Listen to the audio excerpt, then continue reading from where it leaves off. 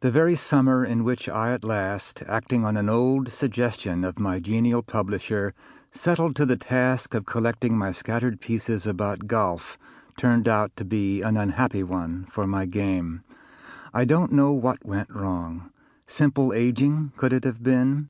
For a number of years I have been nagged by an article by Gary Player in which he emphatically stated that golfers, as they age, must learn to draw the ball. I have always been, alas, something of a fader. A high, straight ball was the best I could do. But then I came upon a tip from one of the female pros on how to draw the ball. You face the club toward the center of the fairway, but swing as if for the right edge. It worked well during a few vacation rounds in Florida, with only my wife as witness, but turned out to be, in the slowly thawing north, before less sympathetic witnesses, a recipe for disaster. I began to hit just the top fraction of the ball, producing 80-yard worm burners off the tee and fairway woods of maximum futility and inconvenience. The errancy spread to my whole bag. I was blading soft approaches clear across the green, hitting irons everywhere but on the sweet spot, and looking up even on putts. I'd lost the ability to turn in scores that warranted my modest 18 handicap, and in my midnight despair I would jot down, like lists of old girlfriends many years married to some other guy, tips that had once worked for me, e.g., 1. Loose grip. 2. Right elbow close to body. 3. Back in one piece. 4. Swing slow. 5. Begin downswing with left heel. 6. Keep the wrist cock. 7. Don't try to swish. 8. Don't look up. 9. Think shwoo. Even when my game wasn't totally ugly, it lacked the je ne sais quoi of yesteryear. The concluding hole at my home course is a pretty, shortish par 4, which on my good days I played with a drive and then, say, a 7-iron that just floated over the deep transverse bunker in front of the green. I hit a good drive, my best of the day, and measured myself as 10 yards inside the 150-yard marker. A soft wind stirred in my face, and, to be sure to clear the bunker, I took a 5-iron, my club, for the 150 distance. The fairway lie was side hill, with the ball a bit above my feet. I caught it sweet, I thought. My playing partner said, while the black dot was in midair, heading dead at the pin, "What a lovely shot!" But, as he and I watched, instead of bouncing on the green, the ball continued its descent on down into the bunker. I was short. I couldn't hit a 5-iron, a lousy 140 yards. Earlier this summer, I'd been examined by a new doctor, my doctor of 4 decades having at last retired, though he was scarcely older than I. The new doctor's nurse had me hop in my stocking feet on the scale to be weighed and measured. 5'11½", she said, and, seeing the look on my face, asked with polite concern, "That sound right?" All of my adult life I had been measured at 6 feet. No more, no less. My image of myself was that of a 6-foot man who could hit a 5-iron 150 yards. In all dimensions, I was shrinking.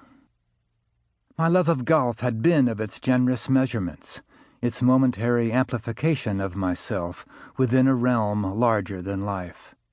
If my golf was to shrink, as I had seen it shrink for others, to a mingy-pokey business of arthritic shoulder turns and low, hippity-hopping drives that merely nibbled at the yardage, I would rather not tee up.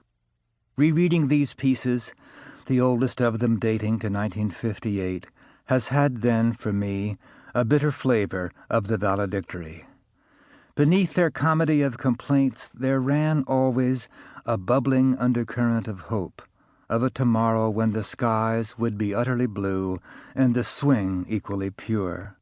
But the soaring grandeur that blooms out of its own of a good swing now seemed one more youthful vision gone glimmering, My romance with golf stood revealed as hopeless. My arms were too long, my temperament too impatient, my sense of alignment too askew. From my golf dreams I had at last awoken.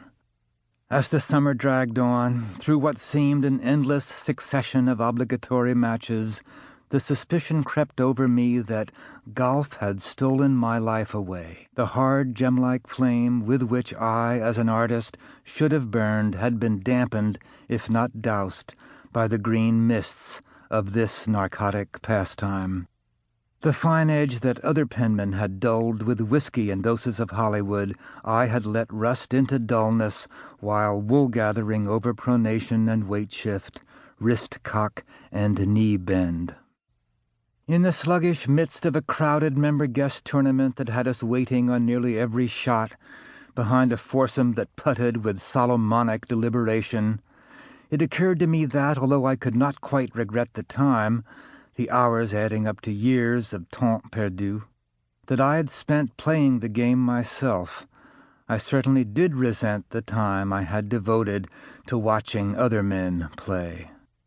Their fussy preparations, their predictable expostulations, the somehow sheepish smugness with which they repeated a crookedly grooved swing and the exact same errors that had dogged their golf for decades, how could I ever have thought that this was a kind of paradise? Clearly, it was a hell, faithfully answering Dante's description, circles of sinners frozen forever into an earned, ungainly agony.